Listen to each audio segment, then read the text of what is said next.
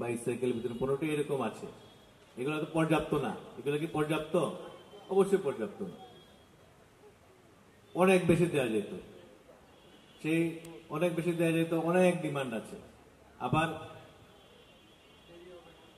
আপনি কত দিবেন সেটাও একটা কথা। এখন সরকার কি করতে পারে? সরকার আপনাকে পুরোটা আপনাকে দিতে পারবে না। আপনাকে একটা পর্যায়ে সাহায্য করতে পারবে যাতে আপনি উঠে দাঁড়াবেন। যখন একটা বাচ্চা শিশু যখন জন্ম হচ্ছে সে কিন্তু হাঁটতে পারে না, তখন তাকে আস্তে আস্তে আস্তে হাঁটানো শেখায়। যখন সে পরিপূর্ণ শিশু হয়ে যায় বা একটু বড় হয়ে যায় তখন নিজেই হাঁটতে শিখে। কিন্তু প্রাথমিক যে সহায়তা, খাবার দাবার বা টেক কেয়ার করা, সেটা কিন্তু বাবা মাদের করতে হয়। ঠিক সেই রকমই কিন্তু পরে লেখাপড়া শিখে সে কতটুকু যাবে, কত বড় হবে, কতটুকু সমাজের কাছে সম্মানীয় হবে, সেটা ওই সন্তানকেই সিদ্ধান্ত নিতে হয়। সে আসলে বড় হবে নাকি সে নিচে পড়ে থাকবে। তো এইরকমই সরকারের কার্যক্রমে এইরকম। সরকার আপনাকে একটা পর্যায় পর্যন্ত আপনাকে সহায়তা দিতে বলবে, কিন্তু আলটিমেটলি আপনি কতটুকু যাবেন সেটা আপনাকেই সিদ্ধান্ত নিতে হবে। তো আপনারা জানেন যে 5ই আগস্টের পরবর্তী সময়ে আমরা সব জায়গায় যে একটা কথা বলছি যে আমরা সংস্কার হব, আমরা সংশোধন হব, আমরা ভালো হয়ে যাব। আমরা ঠিক যেরকম আমরা যে স্বাধীন হওয়ার পর আমরা সেভাবে কিন্তু আমরা দেশটাকে যেভাবে আমরা চেয়েছিলাম সেভাবে কিন্তু আমরা সাজাতে পারিনি। যেভাবে আমাদের সামগ্রিকভাবে উন্নয়ন হওয়ার কথা ছিল সেভাবে আমরা পারিনি। তো এই আন্দোলনের একটা ছাত্র জনতার গণ অভ্যুত্থানের একটা মূল বিষয় ছিল যে আমরা একটা বৈষম্যমুক্ত সমাজ গড়ব এবং যে আমাদের যে মুক্তিযুদ্ধ ছিল তার যে মূল উদ্দেশ্য ছিল সেই উদ্দেশ্যটা আমরা অর্জন করব। কিন্তু সেটা আমরা পারিনি, সেটা আমরা ব্যর্থ হয়েছি। এবং এটার দায় দায়িত্ব শুধু রাজনীতিবিদদের না, এটার দায় দায়িত্ব শুধু কোনো নির্দিষ্ট পেশাজীবীর না, এই দায় দায়িত্ব সামগ্রিকভাবে আমাদের সবার। রাজনীতিবিদদের যেমন নিতে হবে, আমাদের সরকারি কর্মচারীদের নিতে হবে, আমরা যারা বিভিন্ন পেশায় আছি, সাংবাদিক, সংস্কৃতি কর্মী, ইভেন আমাদের জনগণকে নিতে হবে। কারণ যদি আমরা জনগণ সচেতন থাকতাম তাহলে হয়তো সেটা সম্ভব হতো। আর আমরা জানি যে আমাদের ক্ষুদ্র নৃগোষ্ঠী যারা আছেন তারা আমাদের অন্য নদীর চেয়ে একটু পিছিয়ে আছে। তো সরকারের একটা দায়িত্ব, এটা তো সংবিধানে এটা বলা আছে যে যারা পিছিয়ে আছে তাদেরকে আমরা এগিয়ে নিয়ে যাওয়ার চেষ্টা করব। সবার জন্য সবসময় আমরা একটা কথা বলি, লেভেল প্লেইং ফিল্ড। সবার জন্য ফিল্ডটা যাতে লেভেল থাকে, সবার জন্য সমান থাকে, যাতে সে একসাথে একই সমতার ভিত্তিতে সে যে কোনো কিছুর জন্য সে কম্পিটিশন করতে পারে।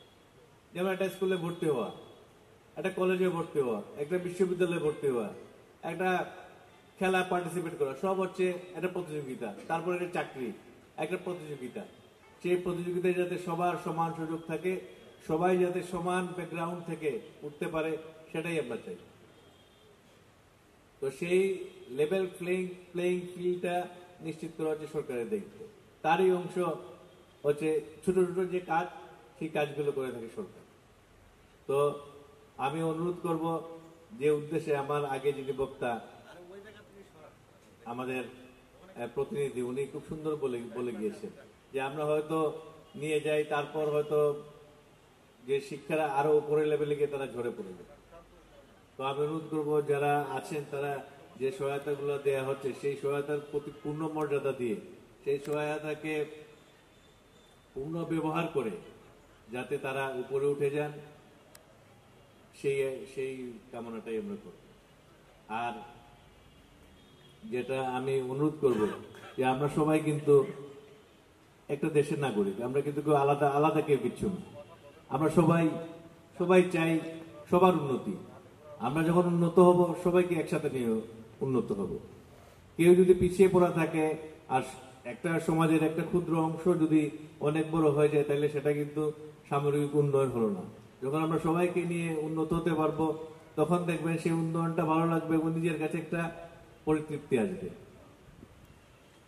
তো আমি অনুরোধ করবো আপনারা যারা ক্ষুদ্র নৃগোষ্ঠী আছেন, যারা সাঁওতাল জনগোষ্ঠী আছেন, তাদেরকে অনুরোধ করবো, আপনাদের কাছে একটা অনুরোধ থাকবে, আপনাদের মধ্যে একটা বিষয় আছে যে সবসময় সন্দেহ থাকে, এই বোধ করে একটা ষড়যন্ত্র করলো বা ইয়ে করলো, কিন্তু না, আমরা চাই আপনাদের উন্নতি।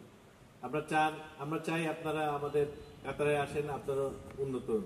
এই যে কথা বলে যে ইপিজেড বা আপনাদের যে চিনিকল বোধহয় অনেকদিন ধরে বন্ধ আছে, আমি জানি না এটা কেন বন্ধ আছে, তবে এগুলা চালু হওয়া দরকার। এটা আমার ব্যক্তিগত অভিমত, এগুলো চালু হওয়া দরকার। এগুলো চালু হলে আপনার দেখবেন ইকোনমিক অ্যাক্টিভিটিস বাড়বে, তখন এমনিই আপনার জীবন মান উন্নয়ন হবে। তখন দেখবেন যে এই যে সহায়তা দিচ্ছি না, এই সহায়তা আপনার দেখবেন 10-15 বছর পরে এই সহায়তার প্রয়োজন হবে না, বরঞ্চ আপনারা আরো অনেক সহায়তা দিতে পারবেন। তো আমি অনুরোধ করব যে, আমি আগেও বলেছি যে রাষ্ট্র একটা পর্যায় পর্যন্ত আপনাকে দিতে পারবে, কিন্তু আলটিমেটলি আপনি কত উপরে উঠবেন সেটা আপনাকেই নিশ্চিত করতে হবে। তো আমি অনুরোধ করব আপনারা আপনাদের স্বার্থের প্রতি সচেতন হন।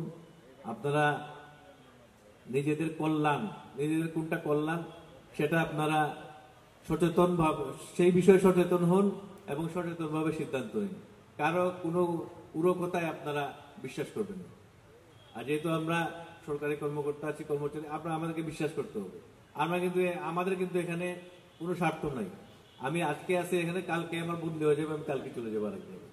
সুতরাং আমাদের কোনো ইন্টারনাল কোনো ইন্টারেস্ট নাই এখানে। ইউনো আছে, এসিলেন আছে, ওসি সাহেব আছে, তাদের কোনো স্বার্থ নেই। আমরা চাই আপনাদের উন্নয়ন। আপনাদের উন্নয়ন হলে আমাদের ভালো লাগবে, দেশের সামগ্রিক উন্নয়ন হবে। তো আমার বক্তব্য দীর্ঘায়িত করবো না। এখানে অনেক সুন্দর সুন্দর কথা হয়েছে। তো আমি আবারও কৃতজ্ঞতা জানাচ্ছি যে আমাকে এই অনুষ্ঠানে আমন্ত্রণ জানিয়েছেন এবং